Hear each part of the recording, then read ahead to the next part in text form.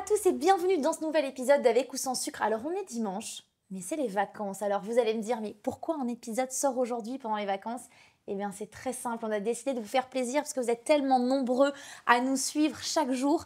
Eh bien écoutez, un petit épisode spécial, et qui dit épisode spécial dit invité spécial, et pour ça j'ai invité Emeline qui est experte en investissement immobilier. Vous savez, je pense, ma passion pour l'investissement immobilier, et je vois que vous êtes de plus en plus nombreux à vous intéresser à ce sujet, alors j'ai fait appel à une experte. Salut Emeline. Salut, Ça va merci bien pour l'invitation. Mais avec plaisir. Merci à toi d'avoir répondu OK pour répondre à mes questions, mais aussi à vos questions, puisque j'ai ouvert une boîte à questions sur les réseaux sociaux il y a quelques jours et vous avez été très nombreux et nombreuses à poser des questions à Emeline. Alors, est-ce que tu peux te présenter un petit peu, Emeline, tout d'abord pour celles et ceux qui peut-être ne te connaissent pas? Bien sûr, donc je m'appelle Emeline, j'ai 31 ans, j'habite à Issy-les-Moulineaux et j'ai un parcours full IMO. Ok. L'IMO, c'est toute ma vie. C'est une passion, mais c'est également mon ancien job, c'est mes études, c'est toute ma vie, c'est de l'immobilier. Et t'es tombée dedans quand t'étais petite, des parents dans l'IMO ou... Non, mais des parents dans les travaux. Ah, ok. Enfin, Ah, mais ça a un lien. Alors, qui ont fait des travaux malgré eux. Ok. Ouais. Tu sais, l'investissement, projet de vie, Ouais. où tu as des travaux qui durent 2, 3, 4 mois, qui durent 24 ans. Ah, waouh. C'était... Ok. Ok. Voilà. Donc, t'as grandi là-dedans. Ouais. Ok. Et je me suis dit que j'allais aussi filer un coup de main aux gens pour que ça ne leur arrive pas. Tu Ah, vois, ok. justement. Donc, oui, l'immobilier, c'est toute ma vie. Je travaillais en gestion de fonds d'investissement immobilier avant, donc en finance. Et puis, les cordonniers ne sont pas les plus mal chaussés. Ouais. Donc, j'ai investi pour moi-même en même temps pour atteindre une 50aine de locataires aujourd'hui. Oh, waouh. Et je suis encore en travaux en ce moment, hein, tu vois. Mais alors, quand tu as commencé ton premier investissement, tu avais quel âge? J'allais avoir 27. Ok. Ouais. J'ai signé le 28 août 2019. Ça, c'est hyper intéressant parce que je pense qu'il y a beaucoup de gens qui se disent « Oh là là, si j'ai pas commencé hyper jeune, genre à 19, 20 ans, il est peut-être déjà trop tard. » Alors, non. Non. La bien preuve sûr. en est. Parce qu'aujourd'hui, tu as combien de biens à peu près? 12, 13. Déjà, quand on se souvient plus exactement. Je sais pas trop. Je sais pas trop. Après, tu sais, j'achète aussi des gros lots que je divise. Un immeuble où il y a 8 apparts dedans. Ok. Donc, j'ai acheté des grosses colocs que j'ai divisées. Ok. Donc, un gros bâtiment où tu mets 8 personnes dedans. Donc, en fait, ça fait du flux. Bien sûr. Donc, voilà. Qu'est-ce que c'est exactement qu'être experte en investissement immobilier? Ça veut dire quoi concrètement? Alors, pour moi, il y a le côté passion, déjà, parce que l'expertise, ça va aussi avec quelque chose que tu aimes. J'aime transmettre. J'aime aider les gens, en réalité. Et c'est aussi pour ça qu'aujourd'hui, j'ai créé un organisme de formation en investissement immo. Et j'aide monsieur et madame Mangin, ou bien une société, peu importe, un chef d'entreprise, à investir en immobilier pour atteindre sa liberté financière, pour générer du patrimonial, tu vois, ça dépend des objectifs de chacun. Mais voilà, j'aide les gens à investir. Donc ça, c'est hyper intéressant. Ça se passe comment concrètement, cette formation? Comment on s'inscrit? Comment on arrive à te retrouver? Comment, si les gens qui nous écoutent en podcast audio ou qui nous regardent sur YouTube, si ces gens-là ont envie de comprendre et de suivre ta formation, qu'est-ce qu'ils doivent faire? Alors, ils m'envoient un petit message. Sur les réseaux sociaux. Sur les réseaux sociaux. Ok, on vous mettra bien évidemment en description sous la vidéo le lien directement pour arriver sur l'Instagram d'Emeline. Ouais, je partage beaucoup de choses sur Instagram, autant mes travaux, mes galères, ce qui se passe de bien, mes acquisitions. Tu vois, il y a encore quelques jours, je suis passée chez le notaire, donc ce genre de choses-là. Et félicitations. C'est toujours hyper excitant d'aller signer chez le notaire. J'adore. Ça fait... Tu te dis, on peut s'habituer à tout. Mais non, ça c'est. T'adores toujours autant? J'adore toujours autant. Je suis toujours excitée, tu sais, comme un gosse à Noël, en me disant allez, un de plus. Donc c'est sur les réseaux sociaux et en réalité tout est affiché dessus. J'ai un site aussi qui s'appelle Evermind, puisque l'organisme de formation pro. Donc on est certifié par l'État, tout ce genre de choses-là. J'ai voulu quand même faire quelque chose de pas juste sur les réseaux, tu vois, quelque chose de pro. Donc Evermind Group, et tu peux me retrouver sur les réseaux. T'as combien de personnes qui suivent cette formation aujourd'hui ou qui ont déjà suivi en tout? 1300. C'est énorme. Donc ça fait 2 ans et demi que j'ai commencé. Ouais, donc on a beaucoup de personnes. Et j'ai voulu le faire un peu sous le package de communauté. En gros, quand j'ai commencé à investir, même si c'était mon job, je me sentais solo. puisque je rentrais chez moi le soir, je suis mariée et je disais à mon mari, mais franchement, j'en ai marre, il n'y a personne comme moi, tu vois. Pourquoi il n'y a personne comme moi qui parle de travaux et me retrouver le dimanche à parler avec mes potes qui se plaignaient de leur patron et qui parlaient de la pluie et du beau temps, ça me rendait dingue, quoi.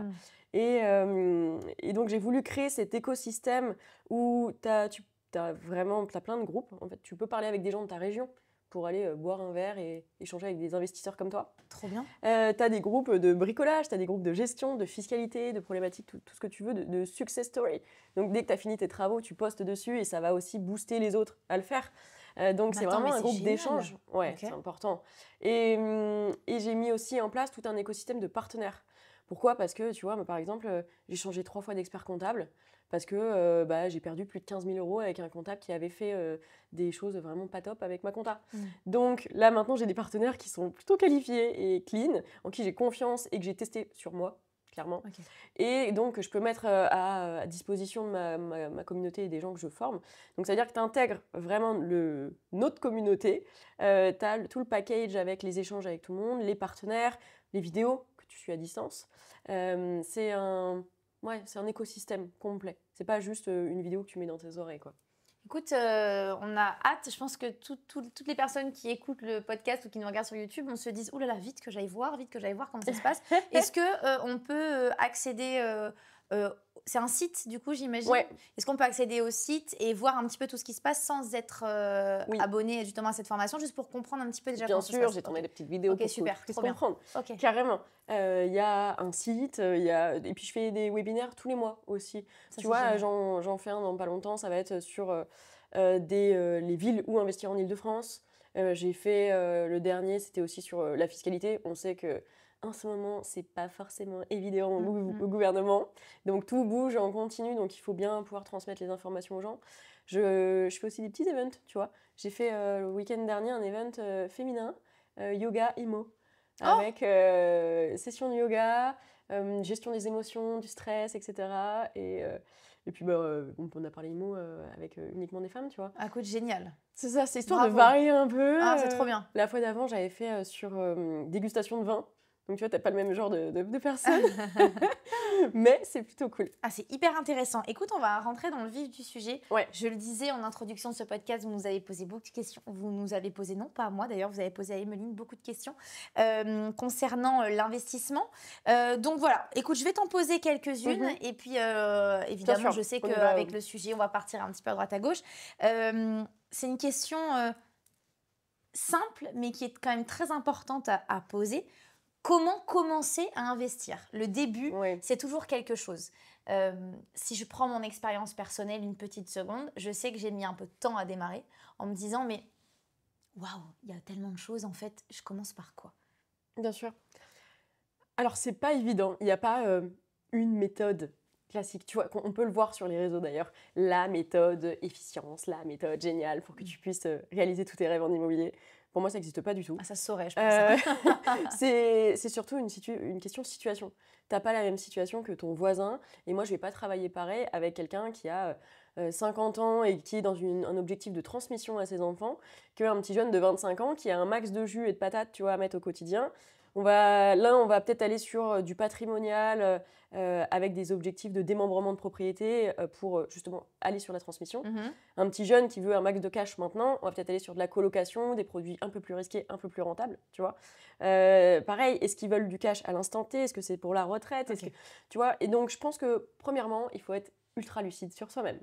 C'est se connaître, qu'est-ce qu'on veut. Est-ce que je le fais pour la fame en repas de famille, dire ouais, j'ai 3 SCI, j'ai une holding, c'est génial, mais c'est que des coquilles vides parce qu'il n'y a rien dedans, alors que ça va te coûter très cher en compta en plus. Ou est-ce que c'est vraiment pour monter un empire familial ? Voilà, ça va dépendre vraiment de tout ce côté-là. Donc, premièrement, je dirais, c'est faire peut-être un petit audit personnel sur soi, sur ce que tu veux, là où tu veux aller, qu'est-ce que tu es prêt à mettre aussi à faire comme sacrifice, tu vois. Est-ce que c'est des sacrifices de temps, d'argent ? Ça va être totalement différent selon les situations. J'ai plein de personnes qui viennent me voir qui gagnent très bien leur vie, mais par contre, qui ont 0 temps. Donc là, il va falloir trouver des produits simples, efficaces, ou alors, et peut-être même les associer avec des personnes qui sont un peu plus jeunes, qui ont moins de cash, mais beaucoup plus de temps, qui vont pouvoir aller à la guerre et tu vois, se libérer du temps de ce côté-là. Donc vraiment, lucidité sur les projets. Et je dirais, pour commencer à investir, c'est aussi faire attention à ses finances perso, bien entendu, puisque le dieu dans ces moments-là, c'est la banque qui va te donner un petit crédit. Et donc, si tu commences à faire tes recherches, que tu es un peu partout, tu fais des études de marché, des business plans pour voir, parce qu'il y a les chiffres, hein, c'est important quand même, mais que derrière, tu n'as pas de cash parce que tu gères très mal tes finances perso. Tu sais, moi, je vois des gens, ils me posent toute leur situation, hein, mais ils peuvent me dire bah, je gagne 10 000 euros par mois, mais ils dépensent 11. Ouais. Et tu dis, mais comment c'est possible Ouais. tu vois Alors que j'en ai qui gagnent 2 000 euros par mois et qui arrivent à très bien gérer leurs finances. Donc, je pense que voilà, la lucidité sur soi, c'est important. Ça, effectivement, c'est hyper important hein, quand vous allez trouver un bien, vous allez vous dire, ah, là, j'adorerais acheter cet appartement. Effectivement, il va falloir aller chez le banquier. Il va falloir trouver une banque, peut-être la banque dans laquelle vous êtes actuellement, ou peut-être pas. D'ailleurs, on va aussi en parler, de savoir comment choisir sa banque. Est-ce qu'on prend un courtier, est-ce qu'on prend pas un courtier, qu'est-ce que tu en penses? Mais effectivement, si les finances, c'est du grand n'importe quoi, j'imagine bien que le banquier va te rironner et va te dire, bon ben, on peut pas te faire confiance. Donc, est-ce que toi, tu conseilles en amont, au moins 1 an avant, peut-être, de faire hyper attention à son compte bancaire? C'est quoi un petit peu la tendance là-dessus? Bon, déjà 3 mois avant, puisque quand tu vas chercher un crédit, tu vas devoir donner tes 3 derniers relevés de compte. Ok. Donc tu te dis, ok, c'est bon, je pars en chasse. Là, je fais attention. Donc on va éviter tout ce qui est BetClick, tu sais, les sites en ligne pour les jeux en ligne, les dépenses style casino, quand tu es à découvert tous les mois. Ça fait peur. Alors, évidemment, j'imagine que le découvert fait peur aux banques, mais les paris en ligne et tout ça, Paris fait en peur aux ligne, banques. en fait, ça te pourrit ton scoring bancaire. Ça veut dire que quand tu vas en banque, déjà, en gros, hein, le gros du gros, tu as une pastille verte, orange ou rouge, tu vois. Et ils savent comment tu tiens à peu près tes comptes. Et si tu as une pastille rouge, non. On te regarde même pas ton dossier. Même pas, non. Okay. Donc, il faut quand même faire attention à ce genre de choses. Si tu aimes bien, tu vois, par exemple, il y a des gens qui peuvent avoir je sais pas, des lubies X ou Y, tu tires du cash. Tu vois, tu tires du cash et tu vas dépenser un peu comme ça, mais au moins, ça ne se voit pas. Parce que, factuellement parlant, moins tu as de lignes sur ton relevé bancaire, mieux c'est. Tu vois. Donc, et puis, il faut se dire, le mieux, c'est aussi à la fin du mois, ils vont regarder l'équilibre. Si tu as un très bon équilibre et que tu es en positif, bon, ça vient rassurer. C'est surtout, il faut se dire, la banque, c'est une gestion de risque. C'est une entreprise qui doit gagner de l'argent. Donc, sachant qu'en plus, une banque ne gagne pas grand-chose sur un crédit IMO, ils vont gagner sur des cartes bancaires, des placements d'assurance, tu vois, tout ce genre de choses-là. Donc, il faut vraiment qu'ils aillent travailler la gestion de risque en se disant, OK, est-ce que je mise sur toi ou pas? Donc, plus tu vas avoir des éléments qui vont venir les rassurer, plus ils vont se dire, OK, Valé, je te suis. Plus ils vont avoir de signes négatifs, moins tu vas passer en termes de gestion de risque. Et ils vont se dire, ben, merci, mais non. Alors, petite question, quand tu es dans une banque, on ne va pas citer de banque, mais si tu es dans une banque X et que cette banque X ne veut pas te donner ton crédit, tu as bien évidemment le droit d'aller dans une banque Y pour demander un crédit. Est-ce que toi, tu conseilles de prendre un courtier pour aller faire un petit tour des banques et voir ce qui est intéressant ou pas?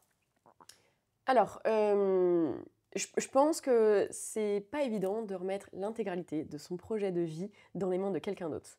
Et pour moi, ça, c'est aussi un risque très important. Je travaille avec des courtiers, mais personnellement, j'ai jamais pris de courtier pour mes investissements IMO, car il n'y a personne mieux que moi pour aller défendre mon dossier. Moi, l'idée, c'est ce que je transmets vraiment aux gens que je coach, il y a des présentations de dossiers, tu as une analyse de solvabilité sur l'intégralité de ta vie. Tu remplis l'intégralité de la data et tu vas pitcher ton dossier en banque. Et je vais tellement bien pitcher mon projet que même le banquier lui-même, il va vouloir investir dedans, tu vois. Et pour te dire, c'est que ce que j'ai fait au tout début, hein, et je l'ai bien fait, et donc même mon propre banquier a trouvé ça vachement cool et que maintenant, il a investi en immobilier et je lui ai filé un coup de main, tu vois. Maintenant, il a 6 apparts. Ah oui, c'est génial.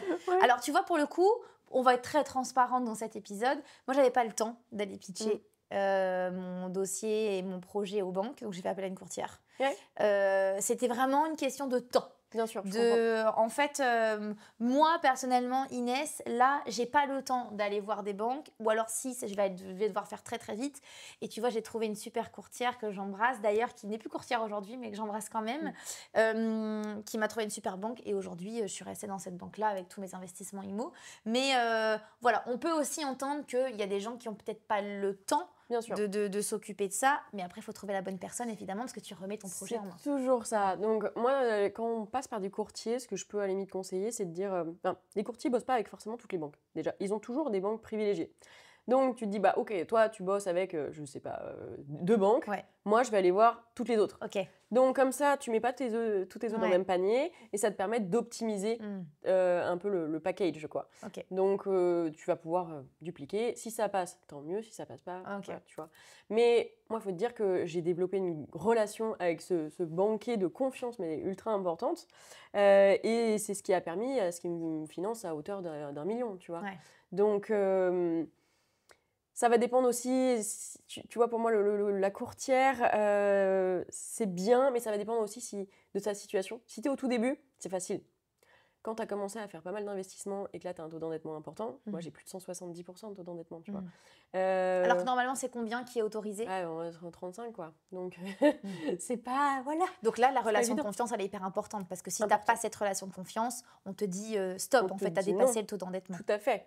Moi, je travaille avec des banques, du coup, qui vont aller chercher de l'hypothèque, où tu viens pas passer en commission forcément, où là, ils te disent « Ouh là là, profil à risque complet, c'est mort !»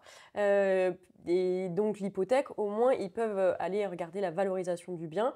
Donc, on va faire justement, on prend ce bien-là, tu l'achètes à 200 000, ok, il encode 300 000 aujourd'hui, donc je viens rassurer le risque de la banque. En disant, bah, si jamais je paye pas, tu vas te payer sur l'appart et au moins t'es remboursé. Quoi. Ok. Bon, on va passer à la deuxième question. J'ai beaucoup aimé aussi cette question parce que je me la pose, pour être très honnête. Investir dans le neuf ou dans l'ancien, quelle différence avec les frais de notaire? Alors, dans l'ancien, on est sur 7-8%, à vocation à évoluer, puisque de toute façon, ils annoncent au gouvernement qu'on aurait une augmentation sur les frais de notaire. Il faut se dire déjà que dans les frais de notaire... Tout augmente, Ouais. c'est pas possible. Tout augmente. Et on ne parle pas d'électricité, ok. Les frais de notaire donc, ont vocation à évoluer. On ne sait pas encore trop quand, comment.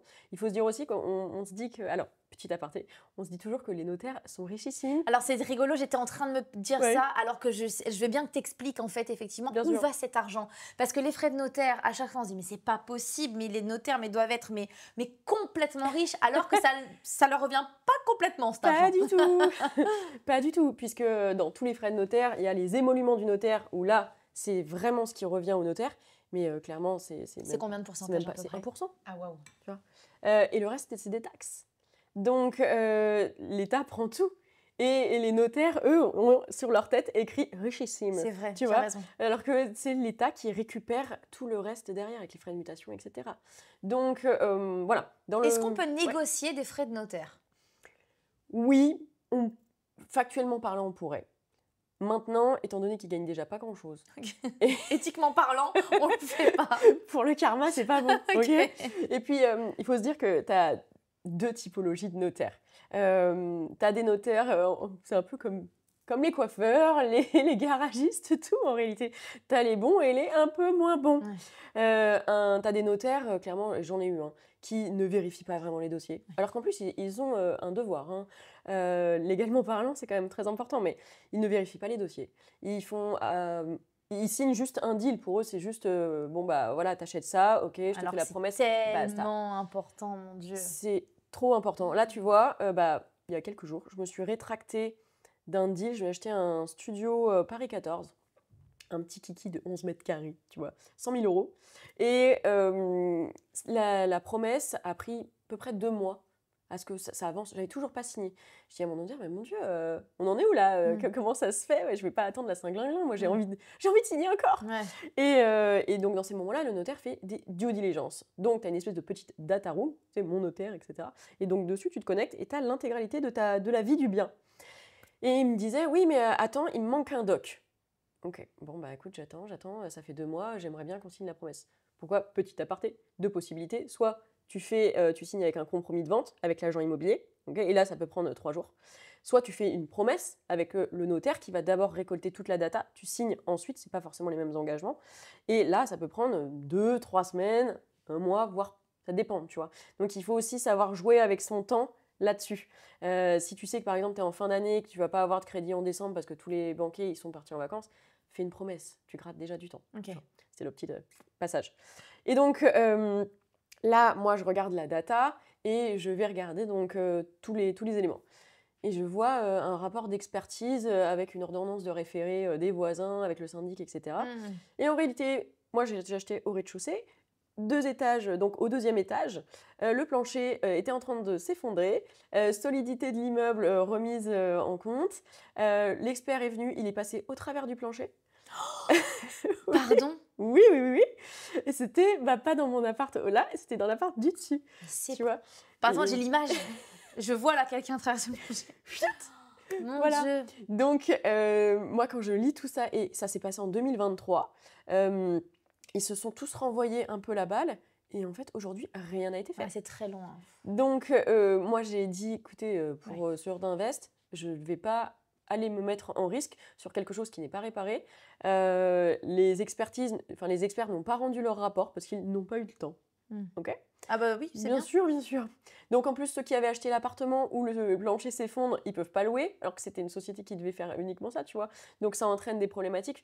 Enfin, c'est là où tu vois aussi à quoi sert un notaire pour toutes ces due diligence. Mais il a pas vu ça, il a pas vu ton notaire, il a pas regardé, il est pas allé. Ah bah si, mais c'est justement parce qu'il a vu tout ça que moi je me suis retirée. Ah oui, parce d'accord. qu'on attendait les fameux docs. C'était toi qui avais trouvé, ok, d'accord. Donc heureusement que ça a pris un peu de temps. Et là, dans ce cas-là, tu te dis bon. J'ai râlé parce que c'était long, mais j'ai pas râlé pour rien. Ouais, il faut trouver un bon notaire. Ça aussi, c'est hyper important. Très important. Alors, c'est vrai que quand on démarre dans l'immobilier, parce que voilà, cette vidéo, c'est vraiment pour tous ceux qui ont envie de démarrer dans l'immobilier, qui ont envie d'investir, mais qui ne savent pas comment faire. Comment on trouve un bon notaire? Eh ben, tu m'envoies un message. Bah non, mais c'est super. Tout à fait. Ouais, moi, j'ai un excellent notaire. Ok. Autant sur le côté patrimonial, démembrement, succession, tu vois, ce genre de choses-là, Pax, tu vois, tout ça. Autant sur le côté vraiment dossier, due diligence pour... Dis-toi que j'ai fait une acquisition parce que je fais un peu marchand de biens. À la frontière suisse, j'ai acheté un immeuble de 200 mètres carrés. Et ce notaire-là, à un moment, avant que je signe, il me dit, écoute, là, je viens d'aller sur Google Maps et je vois qu'il y a eu un changement sur la fenêtre extérieure gauche, dans l'angle, etc. On n'a pas eu les autorisations, donc on met en pause. Oh waouh, ouais, d'accord, il en est là, quoi. Il en est là. Et personne ne l'avait eu. Tu vois, donc voilà, on en est sur ce niveau de détail. Une chose importante à savoir, ce n'est pas parce que vous habitez à Paris que vous ne pouvez pas prendre un notaire qui est de Nice. Oui, on est d'accord. Bien sûr. Ça, c'est aussi important. Parce que moi, j'ai découvert ça il n'y a pas très longtemps. Je vais faire l'acquisition d'un bien en région parisienne. Bravo. Merci. Et je me suis dit, bon, ben, comment je fais? Parce qu'il me faut une nouvelle notaire. Et on m'a dit, mais pourquoi tu t'es plus satisfaite de ta notaire de Dunkerque? Bah si, mais elle a Dunkerque. Bah, tu peux quand même... Et alors, moi, j'avais pas cette nuance-là. Donc, c'est complètement possible d'avoir une notaire qui n'est pas forcément de ta région. Oui, mais d'accord. Oui, et puis tout se fait à distance en plus maintenant, donc il n'y a vraiment pas de galère là-dessus. Ok. Pour revenir à ta question... Pardon, excuse-moi, vas-y. Donc, frais de notaire dans l'ancien, on est 7 à 8%. Et on espère que ça va rester comme ça. Ouais. Et pour du neuf, on est entre 2 et 3%. Voilà. Mais il y a des avantages et des inconvénients de chaque côté. Alors, dis-nous tout, justement. Écoute, le neuf, je pense qu'il y a des zones où acheter, des zones où il ne faut pas acheter. Donc, il faut faire quand même des études de marché pour voir le développement de la zone, tout simplement. Parce que si tu achètes dans une zone où il ne se passe rien, ça veut dire que tu vas payer plus cher. Parce que la construction, il faut se dire aussi que les matériaux sont devenus assez chers. Là, ça c'est un peu stabilisé, ça va, tu vois. Mais il y a eu des moments où moi, j'ai vu des coûts de chantier faire x3. Regarde, pourquoi est-ce qu'il y a autant de promoteurs qui ont mis la clé sous la porte ? Parce qu'ils n'arrivaient plus à assumer. Payer les gars, en plus le coût des salaires en France, excessivement important, plus les matériaux, c'est bon, cool, tu vois. Donc, le neuf, je pense qu'il faut distinguer le neuf de la défisque / Pinel, tu vois. Alors, on va parler du Pinel aussi après. Mais dans le neuf, il faut faire attention donc, au package complet. En gros, si demain tu veux acheter dans le neuf, tu vas regarder sur plein de sites en ligne le coût.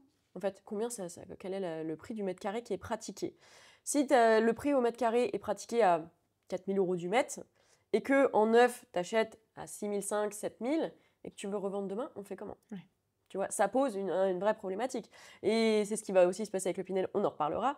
Mais donc, il faut bien se dire, tu dois faire une bonne affaire à l'acquisition. Mhm. C'est extrêmement important puisque tu ne peux pas projeter toute ta vie et toutes tes problématiques financières sur des hypothèses que oui, mais ils ont prévu potentiellement de faire un TGV dans 3 ans Mhm. à tel endroit et que ça va se relier dans 30 ans. Enfin, non, en fait, ça se trouve demain, tu n'as plus d'argent et tu dois revendre. Mhm. Tu vois. Et du coup, tu auras perdu peut-être 30 000 euros parce que ça ne se vendra pas au prix que tu veux le vendre. Pourquoi les frais de notaire sont si différents entre le neuf et l'ancien? C'est une excellente question. C'est très certainement aussi pour pousser à l'acquisition. Et je pense qu'il y a aussi l'État. Je pense pas que tu vois que je pense pas que c'est les émoluments qui coûtent, qui sont plus faibles. Moi, je pense simplement que c'est l'État qui a mis en place des dispositions pour que, en gros, tu as moins de taxes, tout simplement. D'accord. Donc, c'est le côté, on se dit frais de notaire moins cher. Non, c'est peut-être plutôt taxes beaucoup moins cher. Oui. Tout simplement. Ok, c'est taxes de l'État moins cher. Et Ouais. quel est le plus gros intérêt à investir, à ton sens, dans de l'ancien? Bon, bah, moi, j'adore les travaux. Hein. Et Remettre à son goût? alors, remettre à sentir son chez goût, soi, vraiment? c'est surtout créer de la valeur. Je t'ai dit, l'idée, c'est que de toute façon, et tu le sais très bien, on achète au bon prix. La bonne acquisition se fait, une bonne affaire se fait à l'acquisition. Donc, tu fais ta bonne affaire, tu vas faire tes travaux et tu vas créer la valeur. Tu vois, les gens, t'as plein de gens qui veulent réussir, faire un max de cash, etc. Mais ils sont jamais prêts à mettre de l'énergie sur la table. Eh bien, en faisant des travaux, donc tu vas tout redynamiser et tu viens créer de la valeur. Et c'est cette valeur-là qui va se valoriser et créer donc ton patrimoine, quoi. Mhm. Moi, j'ai acheté quasiment que dans l'ancien. Alors, j'ai une question quand même avant de te dire ça. À partir de quand on estime que c'est du neuf? Alors, tu as des garanties t'as des garanties jusqu'à 10 ans, tu vois. Ok. Donc, potentiellement, tu peux te dire que tu bascules sur l'ancien après, une fois que toutes Ok. les garanties sont passées. D'accord. Ouais, je pense qu'on pourrait aller là-dessus, quoi. Ok.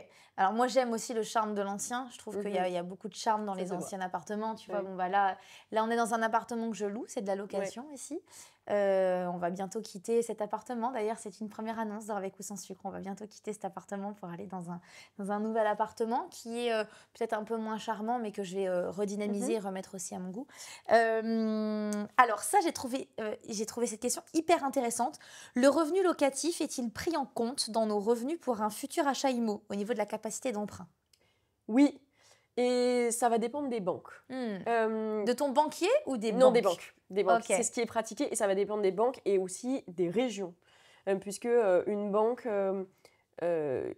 qui est en PACA n'a pas le même fonctionnement que la Banque de Normandie. Ah, même si c'est la même banque, même Ouais. si c'est le même groupe. Tout à fait. Pourquoi? Je pense que tu as des délégations différentes et tu as le grand Manitou qui est différent Ouais. derrière, qui pose les bases. Et tu vois, par exemple, en Île-de-France, je sais que tu peux avoir t'as des très bons différés. Donc, pause différé. Ouais. Pause différé, différé partiel et différé total. Le différé partiel, tu vas payer donc l'assurance et les intérêts. Tu commenceras à payer ton capital plus tard. Okay, donc ça te permet quand même de soulager pendant une période donnée pour faire des travaux. Tu peux demander jusqu'à combien de temps? 1 an? 3 ans. Waouh! Ouais.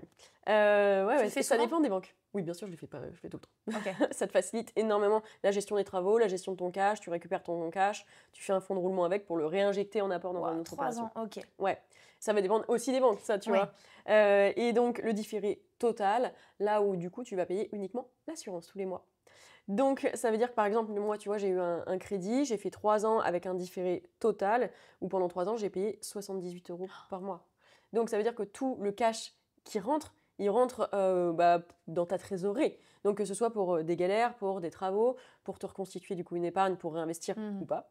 Bien entendu, disclaimer, un différé a un coût. Donc, il faut bien entendu, quand tu vas à la banque, demander le coût de ton différé partiel, le coût de ton différé total. C'est quoi comme coût à peu près? C'est un coût du crédit. Ça va Ok. dépendre des taux, ça va dépendre de plein d'éléments derrière. Mais il faut quand même faire un compare. Dans tous les cas, moi, j'aime bien, c'est demander la plus longue durée et dire, au pire des cas, je peux l'arrêter et je commence l'amortissement de mon crédit, donc à rembourser le full package de mon crédit. Comme ça me laisse beaucoup plus de facilité dans ma gestion. Il faut te dire aussi que quand même, les banques préfèrent que tu sois rentré en phase d'amortissement pour pouvoir te reprêter après. Oui. Donc, si tu es encore en différé total, on va te dire... ça dépend des périodes. Ouais. Tu vois, moi, à l'époque, j'étais en différé total et j'ai tout enchaîné d'un coup et c'était OK. Maintenant, tout bouge en réalité. Le marché bancaire et IMO, je te dis ça maintenant, dans 2 semaines, ça aura changé. Là, ils financent plus trop les SCI parce qu'en plus, on est en fin d'année et donc ils ont rempli les ratios. Bah, dans 3 mois, ils vont rouvrir les vannes à fond. Donc, ça dépend vraiment. Donc ça, c'est hyper intéressant aussi ce que tu dis. En fonction de la période de l'année, il y a des périodes plus propices pour demander des crédits. Bien sûr. Faut te En dire perso ou en SCI aussi? Oui, Ok. bien sûr. En gros, comme je t'ai dit, une banque, c'est un business. Donc, ce business-là a des objectifs. Donc, par rapport à ces objectifs, il va avoir plus ou moins de clients, plus ou moins de crédits à faire dans l'année.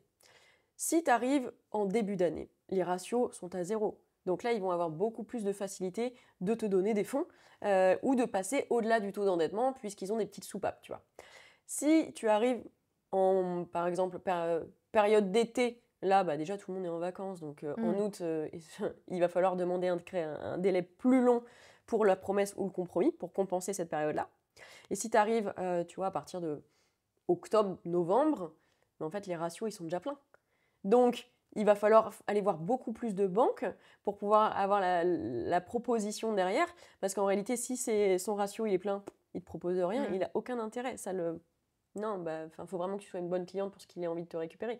Donc là, dans ces moments-là, c'est mieux d'aller attendre le début d'année pour se dire go, go, go. Là. Ouais, ok. Et tu vois, petite info crédit, tu te dis que là, les taux ont baissé et les taux vont baisser approximativement jusqu'à fin février. Après, la Banque centrale n'a pas prévu d'autres baisses. Donc déjà, tu te dis jusqu'à février, go. Okay. Et pour toutes les personnes qui nous écoutent, ça ne sert à rien de se dire ça va encore baisser jusqu'à juin. J'attends. Voilà, Mais non. on arrête d'attendre. Là, il y aura pas mieux. On est à combien à peu près là? On est sur du 3,20. On devrait aller atteindre du 3 normalement. Et donc, c'est aussi l'occasion pour ceux qui ont fait des crédits l'année dernière d'aller renégocier leur taux, tu vois, qui ont eu des 4,5, 4,80. J'ai tellement de questions à me poser, j'essaye d'être claire dans ma tête. J'ai 1000 questions à la seconde qui ont envie d'arriver. À partir de quel moment on commence à renégocier son crédit? Je vais prendre mon exemple. J'ai eu un crédit l'année dernière à 3,6. À partir de quel moment il est intéressant pour moi de renégocier un crédit? À 3, c'est intéressant ou c'est pas intéressant? Moi, j'irais là quand on va atteindre Oui, tu peux y aller quand même. Okay. Tu peux y aller quand même. Tu vois, de toute façon, après, tu poses tes chiffres. Hein. Mais là, quand on va arriver, oui, à 3, 3,6, 0,5, il faut voir ce qu'il y a derrière. Parce que 0,5, c'est pas non plus énorme. Ça ne te change pas tout un crédit. Par contre, ceux qui étaient à 4,5, là, tu passes de 4,5 à 3, c'est d'une violence magnifique. Ouais. Donc, oui, il faut aller renégocier quand même tout ça. Lorsque on m'a conseillé d'investir, j'avais donc 28 ans, si je ne dis pas de bêtises. J'avais 28 ans et je n'avais jamais fait de crédit de ma vie. Jamais de crédit de voiture, jamais de crédit pour une télé.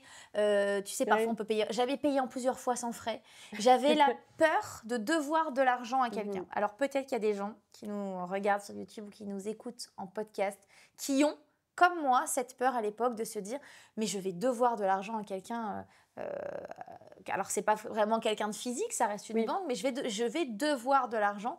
Je n'aime pas cette sensation-là. Qu'est-ce que tu leur dis à ces gens-là, à la Inès qui a 27 ans, alors qu'ils ne pensent plus du tout comme ça aujourd'hui, mais qu'est-ce que tu leur dis à ces gens pour leur faire comprendre que c'est OK? C'est pas évident parce que là, on est sur des croyances. En réalité. Donc, il y a un travail de fond à faire. Et je pense que ça se démontre aussi sur le tas. Je dirais que tous les millionnaires d'aujourd'hui ont investi en immo.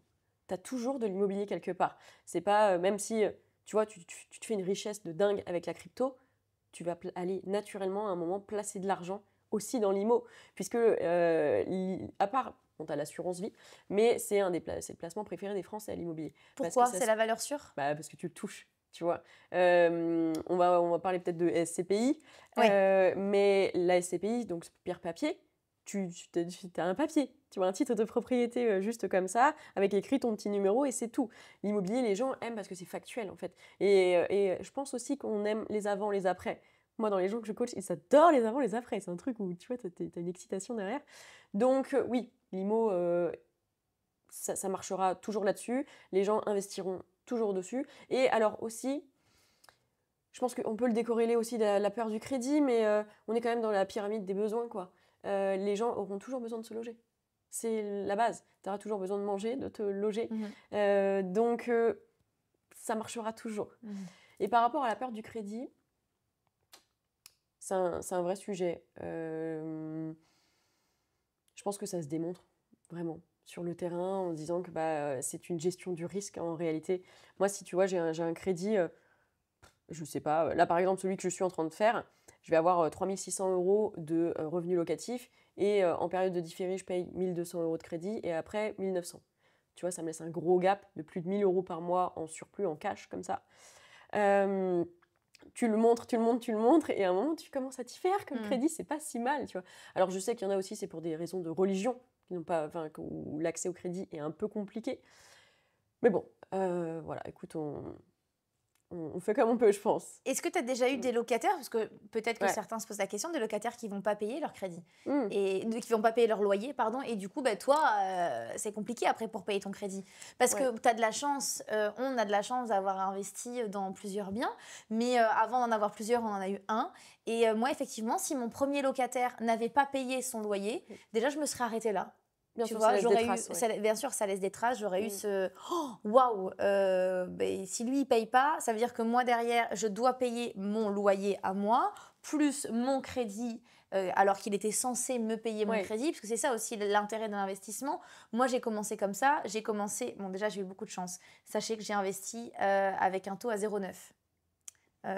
C'est pas de la chance, t'as juste saisi l'opportunité au bon moment, tu vois. J'ai saisi l'opportunité au bon moment.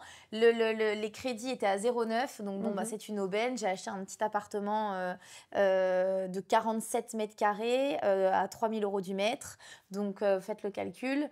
Voilà, c'était une chance pour moi et les locataires ont payé le crédit. Oui. Donc en fait, si ce processus ne s'était pas passé de cette manière-là, comment on fait en fait? Alors, il faut se dire déjà que les impayés en France, c'est entre 3 à 5 %. Ce qui n'est pas si dingue, d'accord ? Moi, j'ai une cinquantaine de locataires. J'ai eu 2 fois des impayés qui ont duré 1 mois. Comment tu fais ? La communication. Okay. La communication, avant, j'étais un peu plus brutos, tu vois, à rentrer dans les gens. Et maintenant, je me suis adoucie et j'ai compris que la communication réglait beaucoup de problèmes. Et c'est juste... pourquoi, qu'est-ce qui se passe, etc. Donc, tu vas en parler, tu peux mettre en face aussi un paiement plusieurs fois. Après, il y a aussi du nez, le côté sensitive, où tu sens que la situation est compliquée. Moi, dans ce cas-là, je vais simplement les voir avec un préavis de départ, parce que j'aime bien mâcher le travail des gens. Et je leur dis, OK, écoutez, vous ne pouvez pas me payer, vous ne pouvez plus payer, mais vous ne pouvez pas me mettre dans la galère, parce que vous vous êtes mis tout seul dans la galère. Donc, moi, j'ai besoin que vous partiez. Puisque derrière, j'ai aussi des équipes ménage. Vous vous rendez compte, vous impactez tout un écosystème en réalité. Et dans ces moments-là, la plupart du temps, les gens, quand tu es beaucoup plus dans la communication, ils partent. Et je pense aussi, tu vois, deuxièmement, qu'il faut aussi apprendre à bien sélectionner un locataire à la base, et c'est peut-être pour ça que j'ai jamais eu trop de problématiques. C'est de sélectionner un locataire, c'est regarder les bonnes pièces. On a beaucoup de faux en France, hein. Les gens adorent falsifier leur bulletin de paye, leur relevé de compte, etc. Et je pense aussi que c'est simplement parce qu'il y a aussi des problématiques. Tu vois, on ne peut pas forcément se dire je fais x3. Comment est-ce que je fais si je ne peux pas avoir de garant, tu vois ? C'est compliqué. On a tous connu quelqu'un, on a tous un ami dans notre entourage qui a dû faire un faux dossier, c'est malheureux, hein, mais qui a dû faire un faux dossier pour pouvoir avoir accès à la location d'un appartement alors qu'il n'a jamais eu aucun retard de loyer. Mais faire x3 sur son loyer, c'est énorme quand même. C'est énorme. Mais c'est comme, tu vois, là, en ce moment, il y a des problématiques de DPE, mais il y a plein de faux DPE. Puisque les gens se disent, mais je ne peux plus louer, je suis dans une galère noire, et les gens font des faux DPE. Donc, c'est aussi les problématiques de réglementation en France. Plus tu as une réglementation qui est un peu compliquée, plus les gens vont aller faire des fakes pour réussir à s'en sortir. Bien sûr. Alors, cette question est chouette. Peut-on mettre en location un bien directement après l'avoir acheté ? Oui. Alors moi, cette question, je me suis dit, je pense que c'est vraiment quelqu'un qui n'a pas du tout l'habitude. Enfin là, vraiment, on est sur le... c'est ça, c'est ce qui est trop bien dans cet épisode, c'est qu'on va essayer de vous apprendre vraiment les bases de l'investissement. tu as le droit d'acheter un appartement et de ne pas vivre dedans avant de le mettre en location. Tu peux très bien l'acheter uniquement pour avoir un patrimoine. Tout à fait. Et sans avoir cette obligation, effectivement, de prouver que tu as vécu un minimum de temps dans ton appartement. On est bien d'accord avec ça? C'est ça. Ça me fait penser à une question que j'ai déjà eue où on m'a dit, mais tu as le droit de faire un deuxième crédit? Et c'est là où tu te rends quand même que l'éducation financière en France est quand même très limitée. Oui, tu as le droit de faire 2 crédits, et tu as le droit d'en faire 40 si tu veux, tant que c'est validé et que c'est bon dans tes chiffres, c'est OK.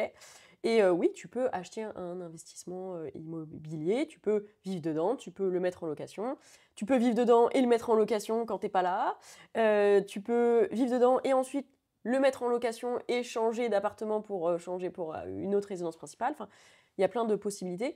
Je vais dire qu'il y a des nuances selon les régimes fiscaux que tu vas choisir.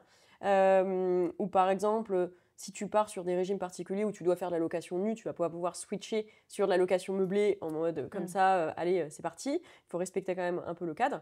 Mais sinon, bien entendu, tu achètes, tu fais tes petits travaux et tu mets en loc. Pour un tout premier achat, qu'est-ce que tu conseilles? Est-ce que tu conseilles d'acheter pour soi ou tu conseilles d'acheter pour faire de la loc? Ça dépend. Et je pense que ça dépend énormément de la région. On est en Île-de-France. En Île-de-France, les coûts sont extrêmement importants. Tu vois, moi, donc, j'habite à Issy-les-Moulineaux. Je paye approximativement 1 500–1 600 de loyer pour 70 mètres carrés. J'ai regardé pour acheter cette... Donc, tu es locataire? Je suis locataire. C'est tellement drôle. Carrément, bien sûr. Si j'avais voulu acheter cet appartement, il aurait fallu que j'ai 4 500 € de mensualité par mois. Ce qui aurait mangé l'intégralité de mon taux d'endettement. Et je n'aurais pas pu, tu vois, investir autant. Donc, je pense que ça va dépendre de la région énormément, des coûts. Tu vois, quelqu'un qui habite, je sais pas, dans une ville X ou Y en province. À Dunkerque? À Dunkerque, peut-être qu'il pourrait, lui, avoir tout intérêt donc à investir dans sa résidence principale, puisqu'on va être sur la même mensualité qu'il soit propriétaire ou locataire. Tu vois, donc dans ces moments-là, ça se joue. Voilà. Est-ce que les banques sont un peu plus frileuses voilà, par exemple, on est à Dunkerque, on a acheté sa résidence principale, donc on vit dans son appartement et au bout de 2 ans, on a envie d'acheter un bien à mettre à louer. Est-ce que la banque est un peu plus frileuse quand on a déjà sa résidence principale ou alors pas du tout? Ça dépend aussi de la situation personnelle de la personne et des finances perso, quoi. Et puis ça dépend si tu l'as bien acheté, ta résidence principale, parce qu'on peut parler d'investissement locatif, etc. Mais la résidence principale doit être aussi bien achetée. Si tu as fait un deal à 300 000 € et que tu le fais valoriser et qu'il en coûte 400, bah en fait, génial, ok, tu viens abaisser ton risque auprès de la banque. Donc naturellement, ils vont être beaucoup plus enclins à te reprêter. Et en plus, si le projet que tu as prévu d'acheter, il est rentable, que tu as préparé ton dossier, que tout est carré, que tu as de l'argent de côté, enfin, tu vois, que tu coches un peu toutes les cases, et que même tu as un CDI qui vient peaufiner tout ça, go, ouais. Tu vois. Le CDI rassure beaucoup. Bien sûr. Le CDI, c'est une case facile à cocher. Mais regarde, là, moi, j'ai ma boîte et je n'ai pas de CDI et j'ai réussi à réinvestir. Donc, comme quoi, tout est possible. Tout est possible. Nous, on a commencé à investir, autant toi que moi, on avait 27. Ouais. Toi aussi, hein, c'est ça, à peu près, 27-28 ans. Quand on sort des études, on dit, allez, on sort des études, 21, 22, 23 ans. On a une de nos questions, comment investir quand on sort tout juste des études? Alors, ce qui est intéressant, je pense, c'est de prendre un maximum d'informations et de se former quand tu es dedans, tu vois, ou à la fin. Ensuite, tu sors des études. Moi, je dis toujours aux gens, surtout, essaye de rentrer au maximum dans les cases pour mieux en sortir derrière. Donc, c'est-à-dire justement, de surtout pas que tu aies les études, tu vois, c'est vraiment... Et le meilleur job qui paye le mieux possible pour avoir les meilleures fiches de salaire pour pouvoir investir derrière. Tu as un CDI, une situation stable, tu mets un maximum d'argent de côté. C'est pas évident en plus parce que c'est vrai que quand t'es étudiant, t'as tous les potes qui sortent tout le temps. Bien sûr. Tu vois, moi quand j'ai commencé à investir, mes potes ils allaient au bar et moi j'allais sur le chantier, quoi. Enfin, c'était dur, c'est frustrant. Mais tu payes tes études surtout. Tu payes tes études. Moi j'ai quand même beaucoup d'amis qui ont fait des crédits pour leurs études. Ouais, tout à fait. Tu vois. Alors tu vois, ça va dans le crédit étudiant, semi-crédit conso, mais ça s'explique auprès d'une banque. Donc ils vont être beaucoup plus enclins à prêter à un jeune où justement ils vont pouvoir miser sur le long terme, tu vois, que à quelqu'un. quelqu'un qui est beaucoup plus âgé, qui a des dettes parce qu'il a voulu acheter une télé sexy, tu vois, Ouais, bien sûr. qui coûte beaucoup trop cher. Donc, ils vont aussi miser sur la personnalité sur le long terme. Donc voilà, quand tu es étudiant, tu rentres un maximum dans les cases. Tu as le meilleur CDI possible. Tu mets un maximum de cash de côté. Et ensuite, go, c'est parti. Alors, quand tu dis tu mets un maximum de cash de côté, à ton sens, il faut partir avec combien? Quand, voilà, tous ceux qui nous écoutent et qui nous regardent, qu'est-ce qu'il faut concrètement? Combien de pourcentage est-ce qu'il faut, je ne sais pas, les frais de notaire plus 5% de ton bien, qu'est-ce qu'il faut concrètement? Ça dépend des banques, ça dépend des situations. Tu vois, c'est là où je te dis, c'est pas évident parce que tu n'as vraiment pas une personne qui est pareille. Quelqu'un qui a des parents qui sont rassurants, qui ont du cash, qui a du patrimoine, même s'il n'a pas énormément d'apport de côté. D'ailleurs, point important, il faut distinguer quand même l'apport et l'épargne. L'épargne, c'est tout le cash que tu as de côté, et l'apport, c'est ce que tu vas poser sur la table pour avoir ton crédit. Alors l'apport, justement, combien d'apport? L'apport, ça peut être 10, ça peut être 20%, mais du coup, ça va dépendre naturellement du prix du bien. Bien sûr. Et je dirais que tu vas avoir des possibilités aussi. Tu vois, moi, j'ai fait plein de crédits où j'ai mis 0 apport. Hein. Mon tout premier invest, je n'en ai pas mis. Hein. Ensuite, j'en ai mis pour enchaîner. Mais sinon, l'apport, c'est les pas frais de forcément notaire automatique. Les frais de notaire, c'est bien de les avoir. Je dirais qu'il faut que tu aies un maximum d'épargne, mais l'apport, ça, on verra de côté. Et puis aussi, on en parlera dans potentiellement un autre moment parce que je pourrais en parler pendant des heures. Mais tu as des techniques pour récupérer de l'apport, que ce soit en nom propre ou en SCI. Tu vois, je te le donne en direct, par exemple en SCI, donc un achat en société, il faut être 2 personnes, ok. Donc ça veut dire que ou une personne physique et une personne morale. Ouais, mais j'ai pas envie d'emmener les gens là-dessus parce que sinon ils vont me créer une holding. Je te le fais la technique. Hein. Donc si t'as essayé. C'est complètement ce que j'ai, je vous le dis tout de suite. Là, je sens mes équipes qui rient. C'est complètement ce que j'ai. Oui, mais toi, t'as une holding qui est reliée à une société. Oui. Tu vois, c'est ce qui ne correspond pas du tout à la majorité des gens. D'accord. J'ai eu peur, hein, j'ai eu la goutte de sueur là, qui a coulé. Hein. Si tu as la SCI, tu as une holding au-dessus et tu as une société d'exploitation, une SAS, une SASU. Voilà, c'est exactement... Les flux de ta SASU vont pouvoir remonter dans la holding et redescendre dans la SCI. Ça, c'est OK. Et en plus, donc si toi, dans ta SCI, il y a toi, Inès, et ta holding, vous êtes 2, il y a une personne morale, mais cette personne morale a donc des bilans et une activité. Okay. Si la personne me dit, je crée une SCI, je me mets moi, et je mets une holding que je viens donc créer pour investir. C'est-à-dire que tu vas voir la banque, qui, on n'oublie pas, est une boîte qui fait de la gestion de risque. Et je lui dis, j'aimerais que tu me finances une coquille vide qui me comprend moi, plus une autre coquille vide. Ouais. Et là, non, bien sûr. En fait, pas du tout. Tu vois. Donc, ça veut dire que tu n'as pas d'activité qui tourne, tu n'as pas de bilan, tu n'as jamais investi de ta vie et tu viens me demander de te financer avec 2 boîtes et juste toi. Donc, au final, ça veut dire que la seule tête de gondole, donc la seule gestion du risque où je vais pouvoir me retourner, ça va être toi. Tu vois. Donc, ça, j'aime pas du tout ces montages-là. Je les ai trop vus sur les réseaux sociaux et j'ai eu trop de gens qui sont venus me voir en me disant mais, on me prête pas. Ouais, mais Loulou. Bah oui, s'il n'y a rien dedans, effectivement, comme tu le dis très bien. C'est ça. Si c'est une coquille vide. Par contre, pour les chefs d'entreprise, c'est génial. Parce que justement, tu vas pouvoir réutiliser le cash de la boîte qui tourne, qui est la boîte A, pour la faire circuler. C'est ça. Et faire... J'ai eu peur. J'ai eu un petit coup de panique. Là. L'experte en IMO, elle va me dire que c'est pas bien du tout mon montage. Non, ça c'est génial. C'est très bien.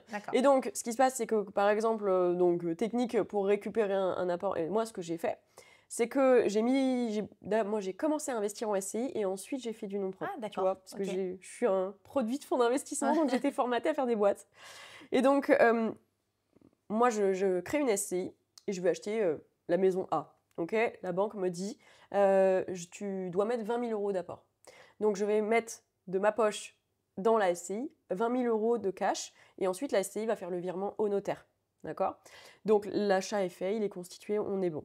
Ce qui veut dire que c'est que déjà, quand j'ai mis le cash sur la SCI, donc j'ai gonflé ce qu'on appelle un compte courant d'associé, un CCA, et donc j'ai une créance envers cette société, elle a une dette envers moi. Je vais faire ma petite acquisition, et comme j'ai bien ficelé mon projet, j'ai mis un petit peu de différé derrière, et donc mes travaux qui vont durer 3 mois, et j'ai pris un différé d'1 an, 1 an et demi, donc la société va commencer à générer du cash. Cash qui va aller sur la boîte, que je vais reverser sur mon compte perso et qui ne sera pas fiscalisé puisque je lui ai prêté à la base. Mhm. Donc c'est tout l'intérêt du compte courant d'associé où en réalité, moi j'ai fait un espèce de fonds de roulement avec moi-même Mhm. où j'ai mis du cash dans les boîtes et à chaque fois avec mes différés, tu vois, quand je te disais, je payais 78 € par Ouais, mois. ouais. Je gagnais 3005 derrière. Ouais. Donc ça me Tu dérange peux pas. vite te rembourser. Tu vois, tu te rembourses, tu récupères et tu remets ailleurs. Sans frais. Sans frais. Parce que ce n'est pas fiscalisé. Alors que si tu mets de l'apport dans un investissement que tu fais en nom propre, je pose 20 000 sur la table, bah, il y a des techniques pour récupérer un peu. Mais sinon, l'argent que tu récupères, il va être fiscalisé sur ta fiche d'impôt. Alors justement, parlons un petit peu fiscalité. C'est aussi compliqué aujourd'hui en France d'investir parce que derrière, il y a des gros impôts. Ouais. Alors, moi, je paye pas d'impôts. T'es suisse? Non. Pourquoi alors? Parce que j'adore les travaux. Ah, ça c'est hyper intéressant. Tu vas venir défiscaliser grâce à tes travaux. Ouais. Alors, est-ce que tu peux nous expliquer un petit peu la technique? Déjà, il faut se dire, information importante, je ne paye pas d'impôts sur l'immobilier. Tu vas payer, je ne vais pas pouvoir venir te gommer intégralement tes impôts perso si tu es CDI et que tu bosses dans une boîte X. Ok, on va pouvoir baisser un peu ta taxe, enfin ta base taxable, ok, à travers des dispositifs comme du déficit foncier où il va falloir faire beaucoup de travaux, etc. Justement, on reparle des travaux. C'est pour ça qu'on adore les travaux au final. On adore les travaux, c'est juste pour ne pas payer d'impôts. Mais en réalité, tu te dis, si tu achètes juste un appartement, en gros, factuellement parlant, comment ça se passe? C'est que tu as tout ce qui rentre dans ta poche. Ok. Et tu as donc les rentrées et tu as les sorties, donc ce qui va être les charges. Et donc, tu vas payer des impôts sur la différence. En gros. Ce qui va être intéressant, c'est de venir, tu as toutes tes entrées, tu as toutes tes sorties et on va venir à un équilibre. Donc avec ça, on va se dire bah, la base taxable, elle est à 0 en fait. Et donc pour venir gonfler cette partie de charge, donc on vient faire un maximum de travaux et on va avoir par exemple dans des dispositifs tels que du LMNP, un amortissement par composant par rapport à ton bien immobilier. Donc on prend ton bien immobilier et en plus on vient assassiner ta base taxable avec des pourcentages sur ton bien immobilier. Où on va pas rentrer dans la compta, mais on va pas amortir pareil tes travaux que ta façade, que ton bâtiment, etc. Donc on vient re-shooter encore, tu vois, les frais de notaire. C'est pas quelque chose que tu sens au quotidien, c'est tellement une obligation, c'est dans ton package. Sauf qu'on vient aussi pouvoir on va les déduire. Donc, tu vois, ça vient baisser encore ta base taxable. Donc, c'est pour ça que moi, je ne paye pas d'impôts puisque je fais beaucoup de travaux, que ce soit en société ou en nom propre. Bien entendu, à un moment, et c'est pour ça qu'à un moment, t'en payes, puisque quand tu avances avec le temps, donc ça veut dire que tes revenus, et t'as tes revenus et t'as tes charges, sauf que tes revenus, peut-être qu'ils augmentent, mais tes charges, ils se baissent. Oui, bien sûr. Puisque quand t'as fait 40 000 € d'impôts, tu peux pas tout garder au fur et à mesure. Donc tes travaux, ils baissent, et donc c'est sur la différence que tu viens payer tes impôts. Donc soit tu refais les travaux, soit tu revends. Et tu viens du coup faire un arbitrage de patrimoine. Donc tu revends ces appartements-là pour réinvestir dans d'autres choses et tu refais d'autres travaux. Et donc ça vient naturellement faire en sorte que tu ne payes pas d'impôts. Ça vient revaloriser aussi le patrimoine français, quand même, on en parle. Ouais, bien sûr. C'est important. Tout ce qui est problématique de DPE, donc tu viens réisoler, etc. Et donc ça fonctionne un peu comme ça. Parce que justement, si on rebondit légèrement sur le DPE, alors je ne sais pas si c'est la même loi partout en France, en tout cas nous en Ile-de-France, tu ne peux plus louer, mais je pense que c'est en France, c'est partout, tu ne peux plus louer en dessous d'un DPE bientôt. Oui, ça évolue avec le temps. Au gouvernement, ils en parlent parce que justement, il faut se dire que déjà, les gens n'arrivent pas à se loger. Les étudiants sont dans la galère et ils veulent empêcher les gens de louer leur appart. Donc tu te dis, mais pourquoi? Alors, il y a effectivement beaucoup de passoires énergétiques, mais ça peut être aussi des bons coups immobiliers à faire. C'est ce que je viens de faire. J'ai acheté ce qu'on considère une passoire énergétique en G. Il faut réisoler. Une fois que tu as réisolé, bon, voilà. Mais du coup, le prix au mètre carré était moins élevé que le prix au mètre carré actuel dans la ville dans laquelle je vis. Donc ça aussi, c'est des petites astuces au final, mais c'est faire des travaux. Alors effectivement, si vous avez peur de faire des travaux, je peux concevoir que du coup, là, vous vous dites, mais mon Dieu, c'est compliqué. Le premier appartement que j'ai acheté, j'ai juste peint un mur. Tellement j'avais peur de faire des travaux, parce que pour moi, travaux veut dire des coûts. Qui veut dire des coûts, veut dire encore plus d'argent à investir. Et voilà, donc je conçois complètement qu'il puisse y avoir certains doutes. Tout à l'heure, tu parlais du Pinel. Est-ce que tu peux expliquer aux gens ce qu'est le Pinel Ouais. Et est-ce que c'est intéressant ou pas, à ton sens, d'investir en Pinel Alors déjà, il y a eu aujourd'hui? beaucoup de... On ne sait pas, puisqu'en ce moment, c'est vrai qu'il y a tellement de modifications avec le gouvernement que tu ne sais pas ce qui arrive, ce qui disparaît, parce qu'il devait il disparaît normalement de Pinel, en même temps, enfin, non, il n'y en a plus. Mais avec les lois de finances, normalement, ils te remettent des dispositifs. Donc, point d'interrogation. Là, en ce moment, il faudra aller se renseigner quand les gens Ouais. écouteront cet épisode sur ce qui se fait. Mais en gros, le Pinel, dans ce qui est c'est de la défiscalisation. Donc ça veut dire que tu vas faire un investissement IMO et tu vas pouvoir sélectionner, je crois que tu avais 6, 9 ans ou 12 ans. Et donc ça vient baisser ta base taxable personnelle en plus pour donc te baisser tes impôts puisque tu as investi dans un dispositif Pinel. Et tu t'engages donc à louer avec un encadrement des loyers, etc., etc. Bon, le problème du Pinel, alors il y a des gens qui ont fait des bons Pinel, il n'y en a pas des masses. Mais bon, voilà, faut nuancer Ouais. le débat. Et il faut se dire que tu as des lieux où à la limite faire un Pinel, si vraiment c'est en Ile-de-France, tu as des villes qui ont explosé, où, du coup ils ont fait quand même des bonnes opérations. Mmh. Mais ça veut dire que là c'est quand même un gros pari sur l'après, hein. La problématique avec le Pinel, c'est que la plupart du temps, quand tu regardes le prix au mètre carré, bah, tu le payes x2. Donc, ça Waouh! veut dire que quand tu as 3 000 € du mètre, tu payes ton 7 000 € du mètre, hein, tu vois, 6 000, 7 000 € du mètre. Oui, c'est neuf, c'est génial. Oui, tu as un bâtiment avec éco, avec un super Mmh. DPE, mais tu es quand même loqué. Si tu le revends avant, eh bien, tu perds du coup tout ton dispositif. Et 150% de tous les gens qui font ça sont en négatif. Tu ne fais pas de cash sur un Ouais. Pinel. Tu vois, donc ça veut dire que tu es en effort d'épargne. Et pour être honnête avec toi, j'ai même failli en faire un à l'époque, au tout début, hein. Justement, j'étais dans mes premiers CDI, je commençais à payer des impôts et je me suis dit non, Comment faire pour je n'ai baisser mes pas impôts? envie. Mais les banquiers ont souvent conseillé du Pinel Et pour bien baisser sûr. les impôts aussi, hein. Bien sûr. C'est là où je te dis, il peut y avoir des endroits pour faire des bons Pinel, mais bon, il faut quand même aller gratter. Et moi, j'avais été voir donc un conseiller en gestion de patrimoine qui m'avait dit, ouais, c'est génial. Et donc, tu ne payeras que 150 € d'effort d'épargne par mois. Ok, donc ça veut dire que je suis en négatif de Ouais. 150 € tous les mois. Tu vois. Maintenant, avec du recul, je me dis, mais oh là là, Heureusement bon que j'y suis Dieu, pas allée. heureusement que je ne l'ai pas fait. Alors, pour ceux qui nous écoutent, si vous avez fait un dispositif Pinel qui vous coûte excessivement cher par mois, c'est pas pour ça que ta vie, elle est loupée. Ouais, bien sûr. C'est pas grave, c'est ok, on va plutôt repartir sur du positif que de se flageller. Moi, j'ai déjà eu en coaching des gens qui ont fait 3 Pinel, qui me disent comment je fais. Bon. Ouais. Et on a posé tous les chiffres, elle avait perdu plus de 80 000 €. Juste là, ça faisait 3 ans, tu vois. C'était un enfer. Et donc, dans ces moments-là, tu te dis, bah, est-ce que j'attends de voir si potentiellement ça va prendre de la valeur ou est-ce que je revends? Enfin, c'est assez compliqué. Donc, vraiment, c'est regarder le prix au mètre carré. Et souvent, quand tu fais tes petits calculs sur le prix au mètre carré, bah, tu te rends compte que c'est pas si intéressant que ça. Et tu as d'autres dispositifs que du Pinel via des très bons conseillers en gestion de patrimoine. Bien Moi, sûr. j'ai un de mes amis qui est conseiller en gestion de pat et qui est excellent, qui peuvent te permettre de ne pas te bloquer pendant autant de temps sur un invest. Parce que là, on parle pas quand même, on va pas acheter un aspi, hein. Ouais. On va mettre C'est 200, 6 ans 300 000. minimum, quoi. Ouais.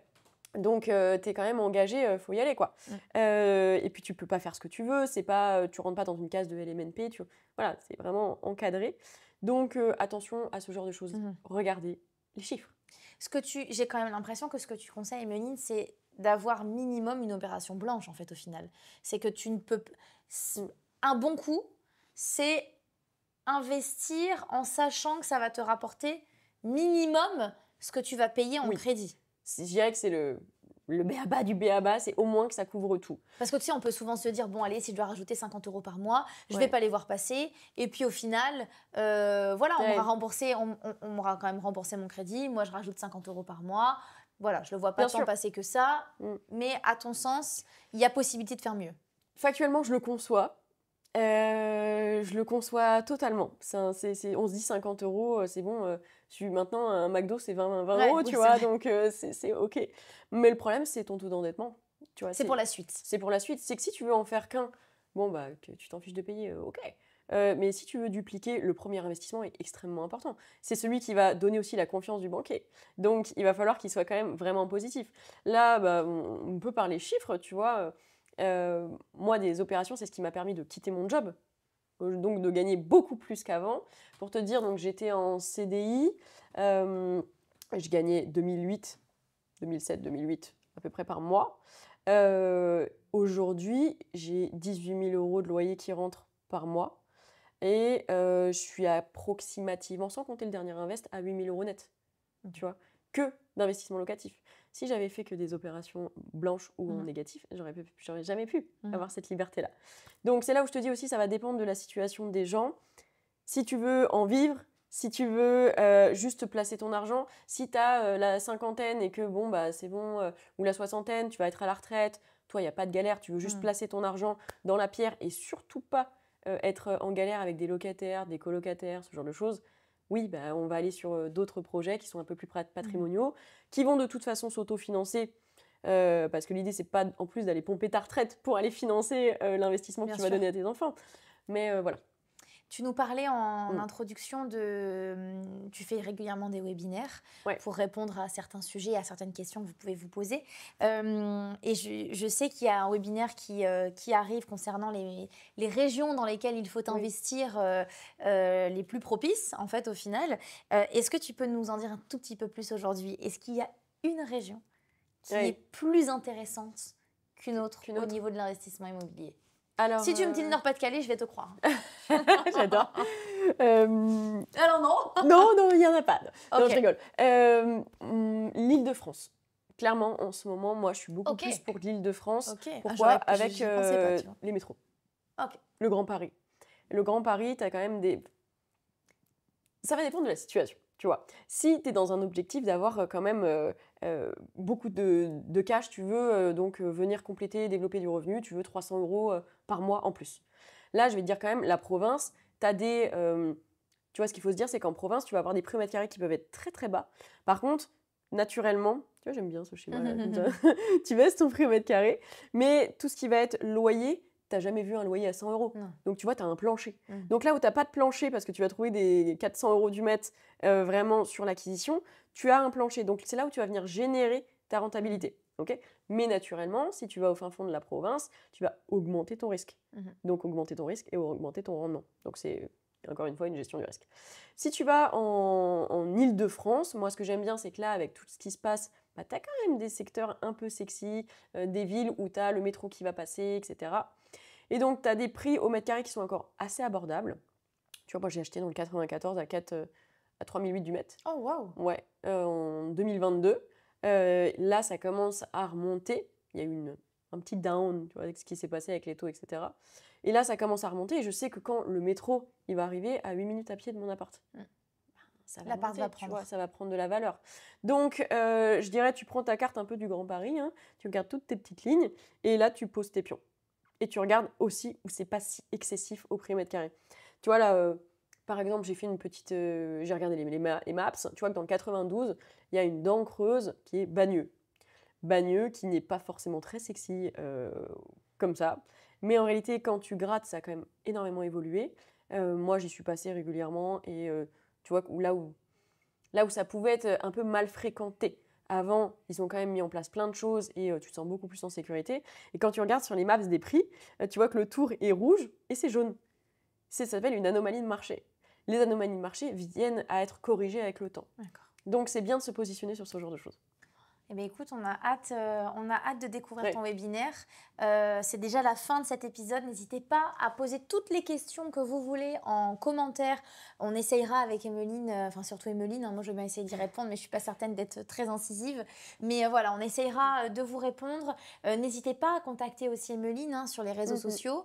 Si vous avez des questions, si vous avez envie de suivre sa formation, si vous avez besoin de conseils pour un achat, pour un contact aussi peut-être pour...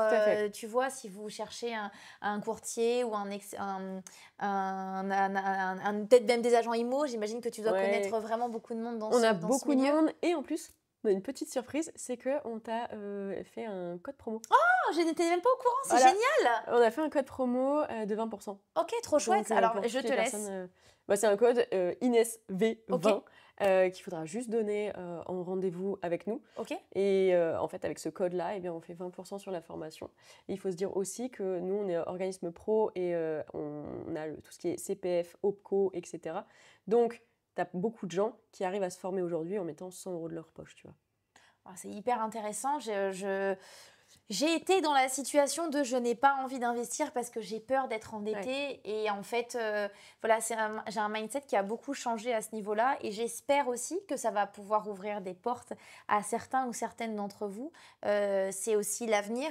Moi, c'est me protéger aussi pour l'avenir Bien sûr. parce que je suis chef d'entreprise, mais je n'ai pas de CDI. Donc, pour cotiser pour Ouais. ma retraite, Tu n'auras pas de chômage non plus. voilà, donc, c'est ça. ouais. J'aurai pas de chômage. Cotiser pour la retraite, c'est quand même compliqué. J'ai été intermittente du spectacle pendant des années, donc j'ai quand même cotisé. Mais je pense bien évidemment à ma retraite si je suis loin d'y être. Mais le temps passe tellement vite C'est ça. que moi, mes investissements immobiliers aujourd'hui sont dans ce chemin-là. Ouais. Dans le chemin pour plus tard, pour ma descendance, Ouais. tu vois. C'est important. pas un complément de revenu ou c'est pas je veux prendre de l'argent là-dessus. Tu vois, c'est ce que tu nous disais en introduction. Chacun finalement a son histoire, chacun a Ouais. son chemin, chacun a envie d'écrire un petit peu son histoire dans l'immobilier. Et moi, mon histoire, c'est celle-ci. Et alors, c'est des grosses prises de risques, mais qui sont quand même mesurées. Oui, ça se Ouais, mesure. ça se mesure. Si tu fais bien ton job, C'est ça. ça va avec des études de marché, des business plans. Moi, je sais que je transmets des templates aux gens, justement pour leur marché de travail, tant que tu as tous tes coûts. Et, tu vois, moi, il y a plein de biens que j'ai achetés, je les ai pas vus. Je les ai même pas visités. Simplement que je pose tous mes chiffres, j'envoie quelqu'un pour aller chiffrer les travaux, et puis tant que ça rentre dans ma case et que à la fin je suis en positif, c'est bon, tu vois. Donc c'est aussi se retirer de cet affect qu'on peut avoir et d'y aller un peu en mode robot. Non, non, non, je ne mettrai pas un plan de travail en marbre. Je ne m'attache qu'aux chiffres.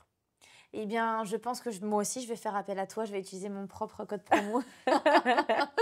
Mais c'est hyper intéressant. J'espère que cet épisode vous a plu. Si c'est le cas, n'hésitez pas à nous le dire en commentaire. On vous mettra bien évidemment le code promo pour accéder à la formation d'Emeline en lien en description sous la vidéo. Merci beaucoup de nous avoir suivis. Merci pour ton expertise, Emeline. C'est hyper intéressant. Et je pense que tu vas ouvrir beaucoup de vocations, en tout cas à l'achat immobilier. Eh ben, écoute, j'espère. Merci beaucoup. Je vous retrouve très bientôt pour un nouvel épisode d'Avec ou sans sucre. Ciao, ciao.